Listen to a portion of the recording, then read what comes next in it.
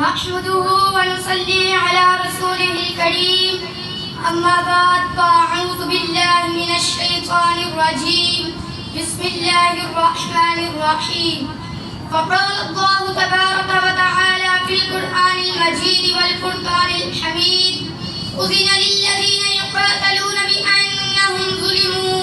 وإن الله على نصرهم لقدير صدق الله العظيم إن الله وملائكته يصلون على النبي يا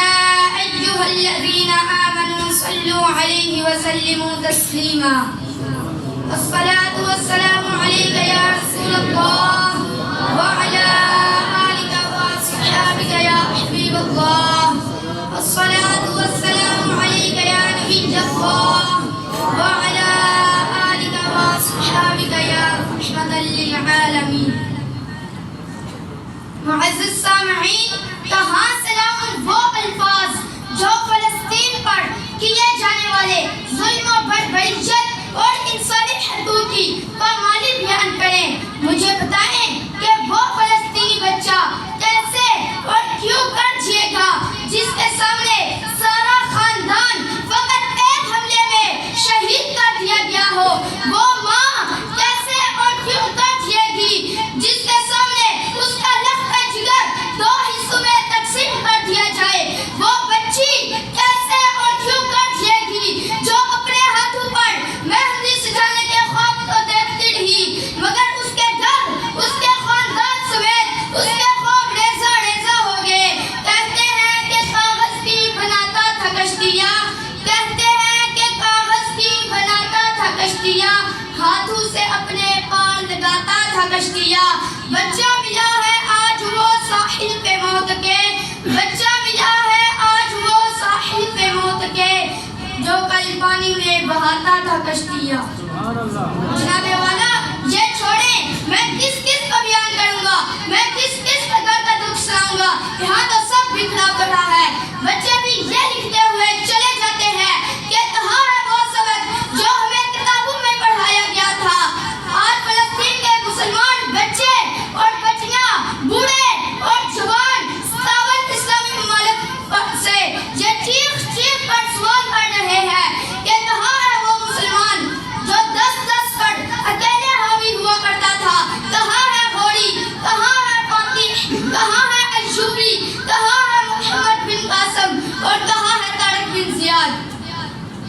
جب انہیں کوئی جواب نہیں ملتا تو پھر وہ پھر سوال کرتے ہیں کہ کیا کوئی غزنوی نہیں آئے گا؟ اور بیت المقدس کی دیواریں چیخ چیخ کر یہ پکار رہی ہے کہ دیکھو اب مجھے بچانے کوئی ایوبی نہیں آئے گا، میرا تحفظ کرنے کے لیے کوئی سلطان عبدالحمید نہیں آ رہا، اب مجھے بچانے کوئی خالد بن ولید نہیں آ رہا۔ تو جواب آتا ہے کہ اب اسلام امن کا درس دیتا ہے،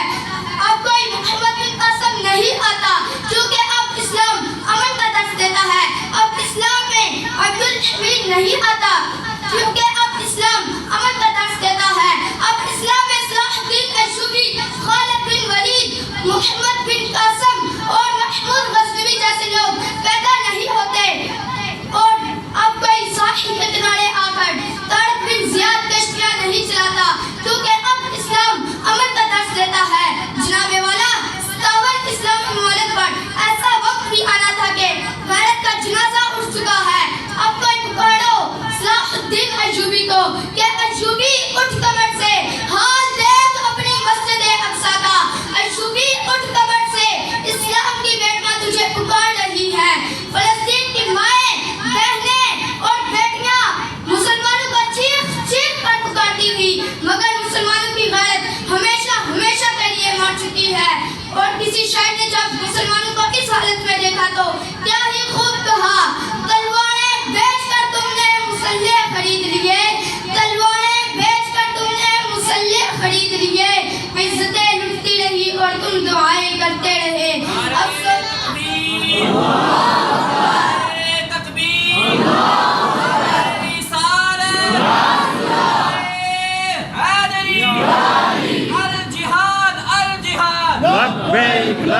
الجہاد الجہاد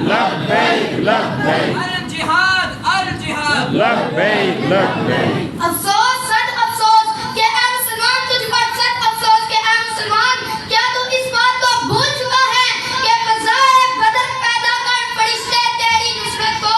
فضائے بدر پیدا کر فرشتے تیری نصرت کو اتر سکتے ہیں گردوں میں کتار اندر کتار بھی. جناب والا یہ بہت بڑے افسوس کے ساتھ مجھے کہنا پڑتی ہے کہ آج کل کے یہ ٹک ٹاک پر ناچنے والے نوجوان کیا جانے کہ یہ قربانی کیا ہوتی ہے, یہ کیا جانے کہ اپنوں کا دھونا کیا ہوتا ہے, یہ کیا جانے کہ سر پر کفن باندھ کر میدان جنگ میں جانا کیا ہوتا ہے, اور دشمن کے سامنے فولاد بننا اور دیوار بن کر ڈٹے رہنا کیا ہوتا ہے. یہ فیشن کا دل دادا کیا جانے کہ ان کے آباء و اجداد گھوڑوں کی نرمی پیٹھوں پر ملک کے ملک فتح کر لیتے تھے, وہ پوری دنیا کے حکمران تھے. لیکن سادہ لباس آج کل کے مسلمان تم وہ مرد مومن نہیں جس طرح تیرے اجداد تھے, جس کے بارے میں اقبال نے کیا ہی خوب کہا. کوئی اندازہ کر سکتا ہے ان کے زوڑے بازو کا, کوئی اندازہ کر سکتا ہے ان کے زوڑے بازو کا, نگاہ مرد مومن سے بدل جاتی ہے تقدیریں. معزز سامعین, سو میرا ایک سوال ہے کہ آج تک ہم نے فلسطینیوں کے بارے میں نعرے لگانے اور اظہار افسوس کرنے کے علاوہ کیا کیا. سوچنا یہ ہے کہ کیا ہم نے اسرائیل کا بائیکاٹ کیا ہے, کیا اسرائیلی کمپنیوں کی چیزیں ہمارے گھروں میں نہیں آتی, کیا ان کے کھانے پینے کی چیزوں کے علاوہ ہمارا گزارا ممکن نہیں. جناب والا باتیں تو ہر کوئی کرتا ہے, اظہار افسوس تو ہر کوئی کرتا ہے, مگر پتہ تب چلتا ہے جب امتحان کا وقت آتا ہے.